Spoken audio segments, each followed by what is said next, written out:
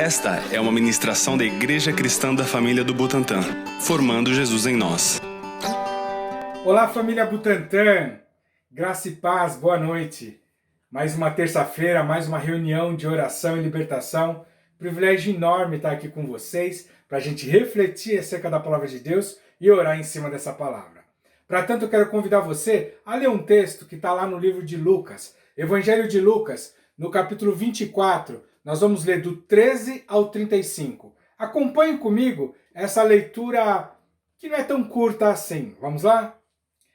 Lucas 24, do 13 ao 35. Naquele mesmo dia, dois deles estavam de caminho para uma aldeia chamada Emaús, distante de Jerusalém 60 estádios. Iam conversando a respeito de todas as coisas sucedidas. Aconteceu que quando conversavam e discutiam, o próprio Jesus se aproximou e ia com eles. Os seus olhos, porém, estavam como que impedidos de o reconhecer. Então lhes perguntou Jesus: que é isso que vos preocupa? E de que ides tratando à medida que caminhais? E eles pararam entristecidos. Um, porém, chamado Cleopas, respondeu dizendo: és o único, porventura, que, tendo estado em Jerusalém, ignoras as ocorrências desses últimos dias? E ele lhes perguntou, quais? E explicaram o que aconteceu a Jesus, o Nazareno, que era varão profeta, poderoso em obras e palavras diante de Deus e de todo o povo. E como os principais sacerdotes e as nossas autoridades o entregaram para ser condenado à morte e o crucificaram. Ora, nós esperávamos que fosse ele quem haveria de redimir Israel. Mas depois de tudo isso, é já este o terceiro dia desde que tais coisas sucederam. É verdade também que algumas mulheres das que estavam conosco nos surpreenderam, tendo ido de madrugada ao túmulo. E não achando o corpo de Jesus, voltaram dizendo terem tido uma visão de anjos, os quais afirmavam que ele vive. De fato, alguns dos nossos foram ao sepulcro e verificaram a exatidão do que disseram as mulheres, mas não o viram. Então lhes disse Jesus: ó nécios e tardos de coração, para crer em tudo o que os profetas disseram. Porventura não convinha que o Cristo padecesse e entrasse na sua glória? E começando por Moisés, discorrendo por todos os profetas, expunha-lhes as escrituras, as que a seu respeito constavam. Quando se aproximavam da aldeia para onde iam, fez ele menção de passar adiante. Mas eles o constrangeram, dizendo: fica conosco, porque é tarde e o dia já se declina.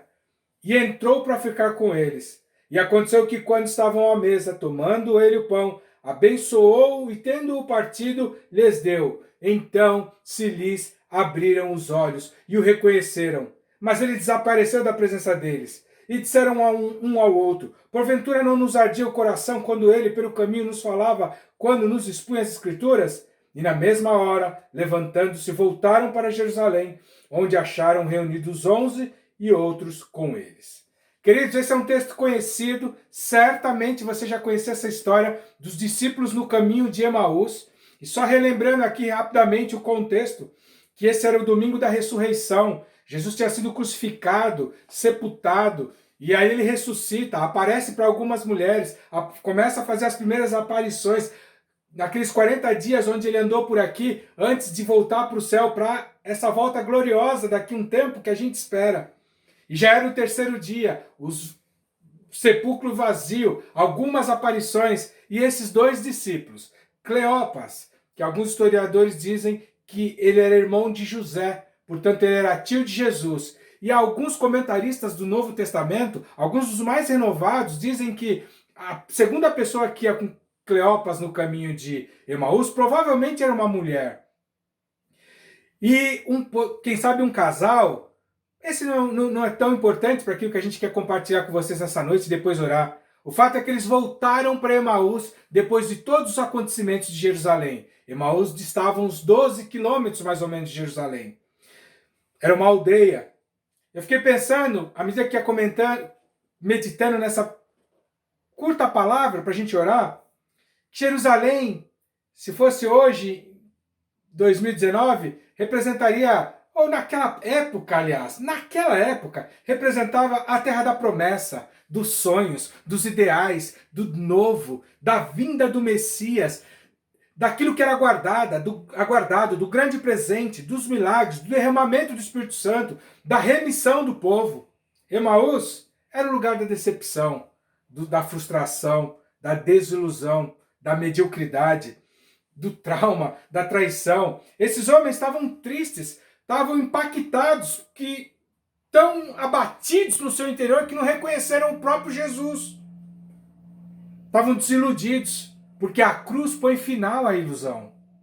Aliás, uma pessoa muito conhecida de vocês costuma dizer que só se desilude quem está iludido. Talvez o baque foi grande porque a expectativa deles era errada. Eles disseram para Jesus, sem saber que estavam falando com Jesus, que eles esperavam que ele seria a pessoa que iria remir a Israel. Talvez porque eles queriam apenas resolver o seu problema. Queriam que Jesus fosse só um profeta poderoso, homem de sinais, mas não o viam como Cristo, o Messias. Então eles não conseguiam acreditar nas boas notícias, inclusive, que as mulheres que já tinham ido ao sepulcro e visto o sepulcro vazio, estavam anunciando. Nas visões, nos anjos que apareceram anunciando. Jesus acompanha esses discípulos nesse momento tão delicado de suas caminhadas. Dá um chacoalhão deles. Oh, nécios e tardos de coração! Ele não dá uma carteirada logo de cara. Ele chega junto, ele os acompanha. Isso mostra uma generosidade, uma sensibilidade tremenda de Jesus. Ele caminha com eles ali, ele fica ali ouvindo. E de repente começa a lhes lembrar as escrituras, as promessas, o plano de Deus para a vida deles. E tudo aquilo desde Moisés. Ele aguarda o convite dos discípulos para entrar na sua casa. Ele senta à mesa com eles. Aliás, isso lembra que a gente precisa convidar Jesus para ficar, né? E ele abre-lhes os olhos, fazendo com que eles o conhecessem quando ele parte o pão. Sabe? Os discípulos voltam para Jerusalém depois disso, a gente vê a história, contam uns para os outros o que aconteceu, reencontram Jesus, olhando aqui, recebem instruções, fiquem na cidade. Recebem a promessa do Espírito Santo, são abençoados. O veem sendo levado ao céu, o adoram com grande alegria e seguem continuamente a bendizendo, com júbilo, e o restante da história você já conhece, porque chega até aqui, no dia de hoje, até nós aqui. Queridos, Jesus nunca abandonou os seus discípulos, nem nos momentos mais difíceis. Ele andou com eles, ele teve paciência com eles, e ele os levou de volta ao lugar dos sonhos. Eu queria orar com você, mas não sem antes a gente aplicar essa palavra aos nossos corações. Se a gente pensar no planejamento que a gente estava fazendo para esse ano, nos votos da virada de Réveillon, no planejamento das nossas organizações, ministérios, departamentos, naquilo que foi a nossa caminhada com Deus até agora, em momento nenhum a gente conseguiria imaginar que hoje estaríamos vivendo um tempo tão tenebroso e difícil como esse. Talvez a nossa Jerusalém foram os nossos planos, os nossos votos de Réveillon. E é provável que muitos de nós estejamos querendo voltar para Emaús, para o lugar da mediocridade, da tristeza, da decepção, da agonia, da angústia. A gente tem acessado dados que dão conta de que a audiência dos cultos online tem diminuído. Talvez a tribo dos desigrejados esteja aumentando. Muitas pessoas abatidas, parando. Quanto a gente já ouviu sobre isso? Pessoas voltando para Emaús, para o lugar da normalidade. Vou cuidar da minha vida. Esse negócio de Deus não é tão firme quanto eu imaginava. Talvez porque, como aqueles discípulos, a gente só tinha uma expectativa errada acerca de Jesus. O ponto é que, nessa noite, por conta dessa mensagem, nessa reunião de oração, Butantã, Jesus se reapresenta a você com a sensibilidade, com o carinho, sem te recusar, sem dizer, ei, eu estou aqui, que nem o Cristiano Ronaldo quando faz o gol. Eu estou aqui, não é isso. E com toda a sua sensibilidade, ele nos dá um chacoalhão. Oh, tardos de coração!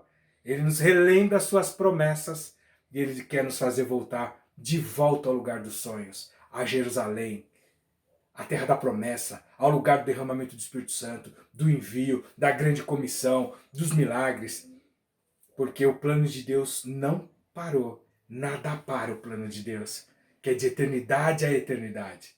Eu quero orar com você nessa noite. E quero te estimular a, quando terminar essa mensagem, você continuar orando. Se você é como Cleopas e o companheiro ou companheira dele, de voltando para o lugar da mediocridade, da mesmice, da religiosidade, da tristeza, que você receba esse chacoalhão de Deus, que ao partir o pão, que é a palavra dele, lhe abre os olhos, lhe faz lembrar as promessas, os planos, os projetos, as escrituras e toda a história dele, e te faz voltar de volta para o lugar dos sonhos, dos ideais, para Jerusalém. Vamos orar. Senhor, eu quero abençoar o povo da igreja do Butantã, que se reúne nessa reunião de oração nessa terça, para ouvir a tua voz. Chacoalha cada um. Relembra a tua promessa, a tua história com cada uma dessas casas. Leva-os de volta ao lugar dos sonhos, dos ideais, da promessa, da vitória. Daquilo que o Senhor fez, do grande livramento, do escape, da cura, do derramamento do Espírito, do envio, do alcance. Senhor, lembra toda a tua intimidade com cada um. Traz à memória, Senhor, os grandes momentos de cada um contigo. Visita a tua igreja nessa noite.